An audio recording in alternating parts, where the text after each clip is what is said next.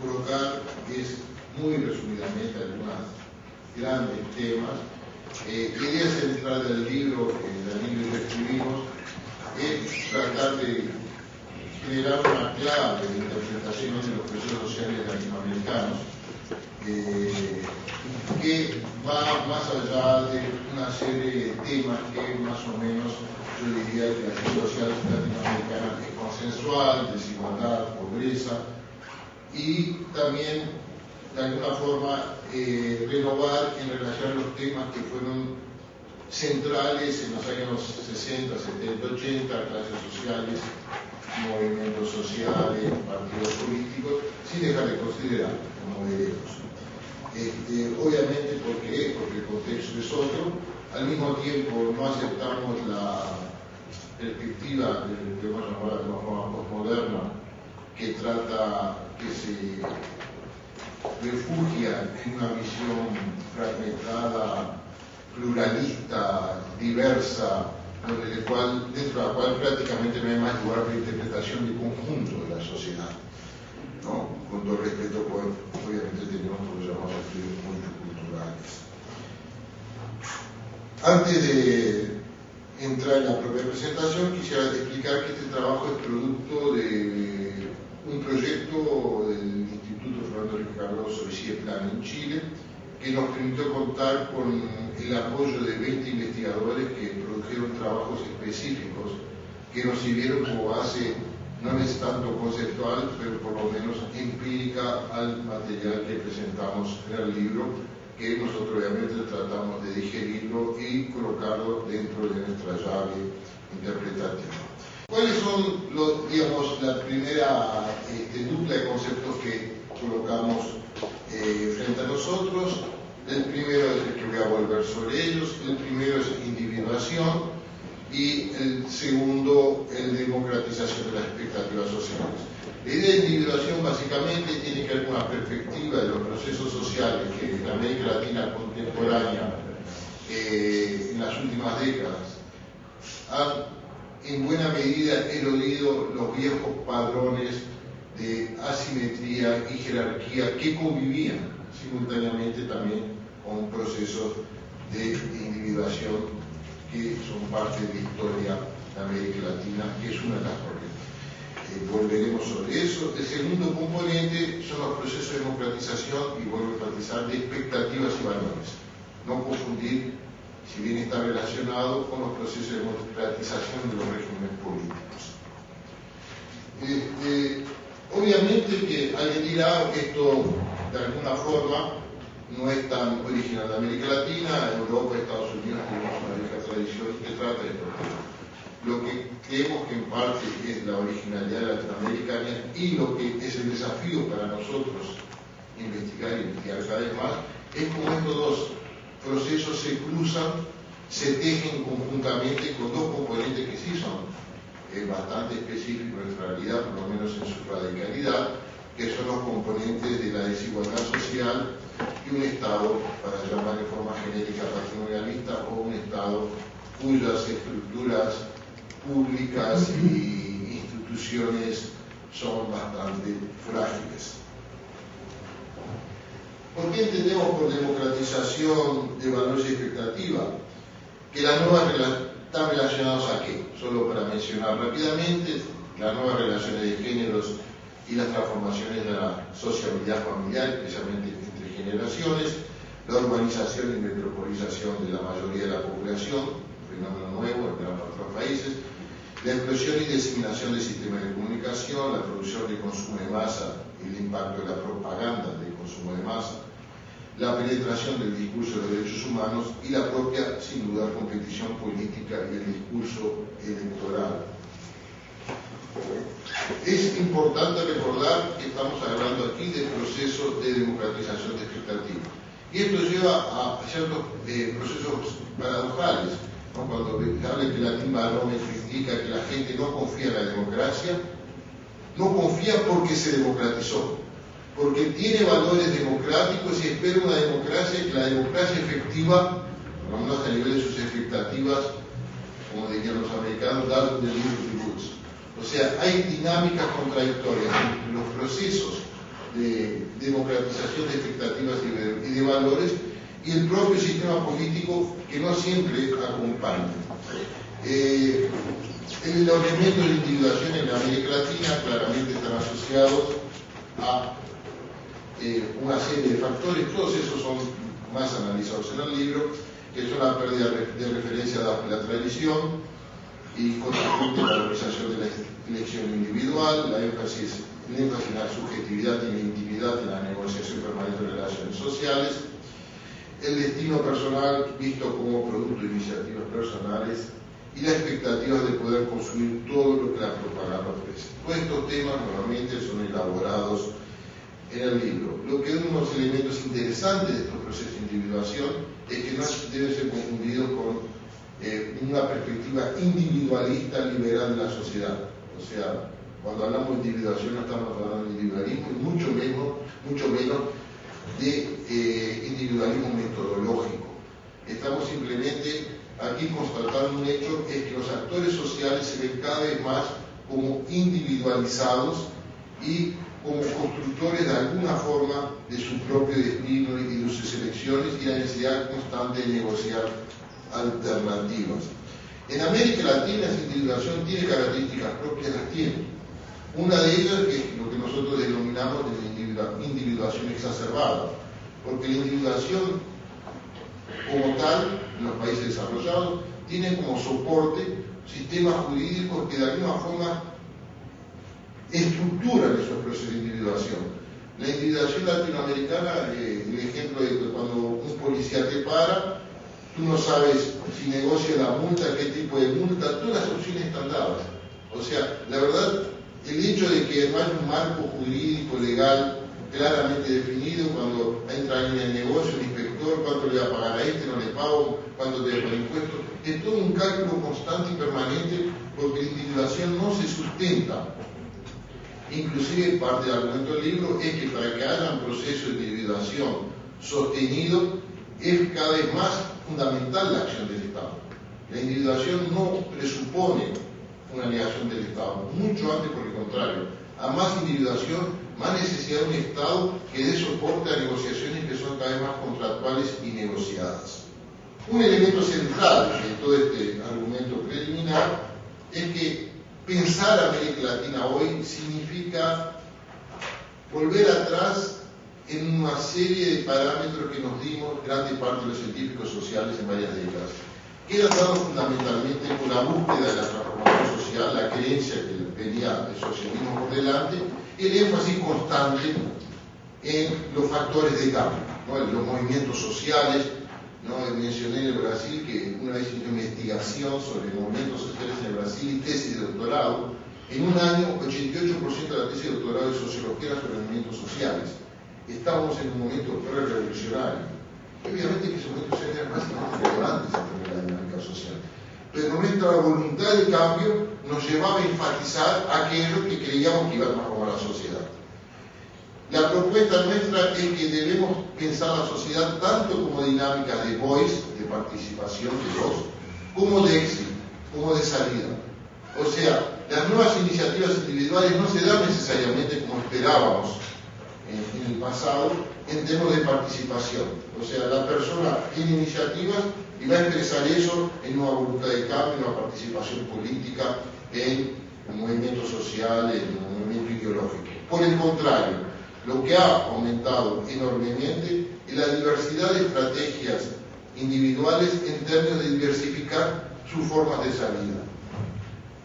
Y esto se expresa, y lo analizamos en detalle en el libro, en salidas de religión. 30% de los latinoamericanos decidieron cambiar de religión, en algunos países llega a 45%, en otros países menor, pero la religión no es más la vieja religión tradicional heredada por los padres. Hay una renovación religiosa a partir de búsqueda de alternativas personales en ese camino, la emigración en países, muchos países de América Latina, entre 10 al 25% de la población decide salir. O sea, la iniciativa se da no por el cambio social, pero simplemente por el cambio de país. Y en varios países de América Latina, inclusive eso se expresa posteriormente en remesas que son una de las principales sustentaciones de las poblaciones pobres del propio país. El consumo individual como una búsqueda también de salida. En el trabajo elaboramos más el tema del consumo, mostrando que en verdad tiene dos piernas, como consumo colectivo y consumo individual. Aquí no tengo condiciones de desarrollar el tema, estoy enfatizando éxito como consumo. Es importante mencionar que tanto éxito como voice son tipos ideales. En cada uno de estos casos, elementos de voice se transforman en éxito, elementos de éxito tienen dimensión de voice, pero estoy obviamente de alguna forma haciendo una tipología simplificada. Otro elemento de éxito muy típico en la juventud es la cultura intimista, terapias y autoayuda. El tema de las drogas, sin duda, muy importante, otra vez entre los jóvenes. Uno de los temas que enfatizamos en el libro es el de la juventud. Se trata de entender la nueva América Latina, exige que nosotros, viejos científicos sociales o media edad, hacer un esfuerzo de ver a los jóvenes y tratar de entenderlos, y hicimos lo posible en ese sentido. El tema que se vayan todos, que es la sensación que la política es corrupción, entonces uno interviene en la política y puede decir que no quiero más política. Bueno, los cacerolazos es la expresión máxima de todo esto. La violencia como una estrategia de grupos sociales, especialmente más pobres, en los barrios pobres, como una alternativa activa para encontrar una salida. Y en general, formas de transgresión. Obviamente que por detrás de esto hay una crítica a una visión antigua en que todas estas cosas serían denominadas alienación o dominación. No, esto de aquí es un subproducto de la dominación o la alienación de los pobres o de las diferentes clases sociales.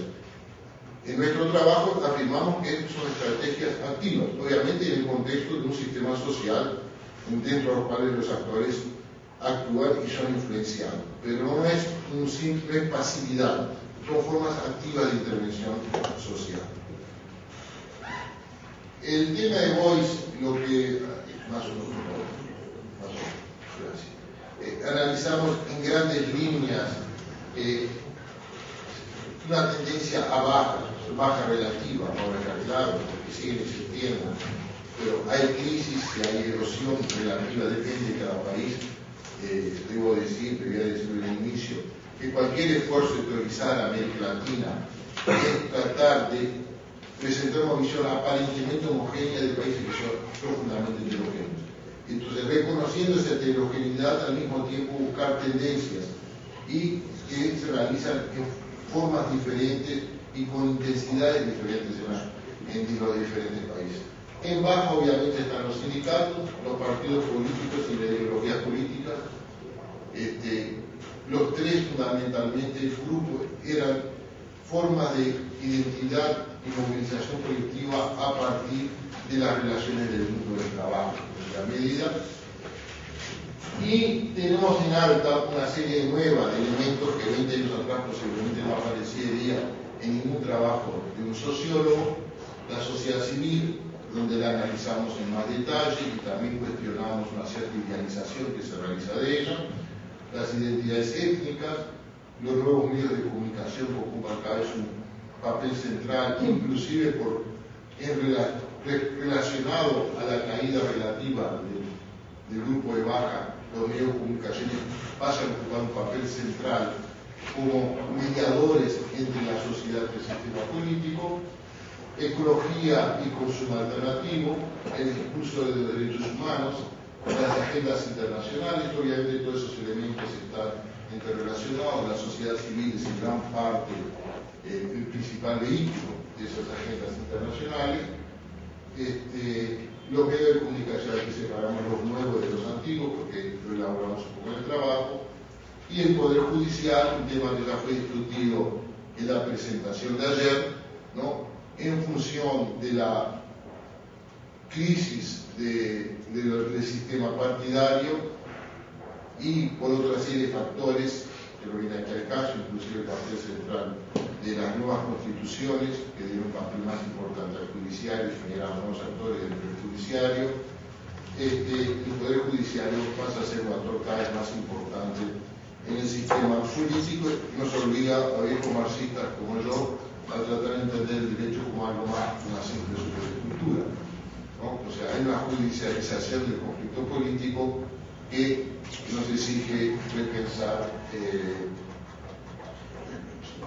la política. Sintetizando este conjunto de ejes, ¿no?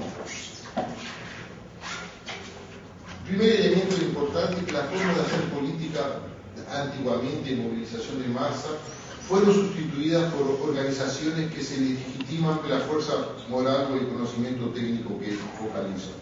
Julio Cotre y su esposa crean el movimiento Perú Ecología Ya, y en nombre de la ecología pasan a demandar al Estado y entran en el proceso de la Suprema Corte de Justicia, ¿no? Con toda la autoridad moral que da la pareja Cotre.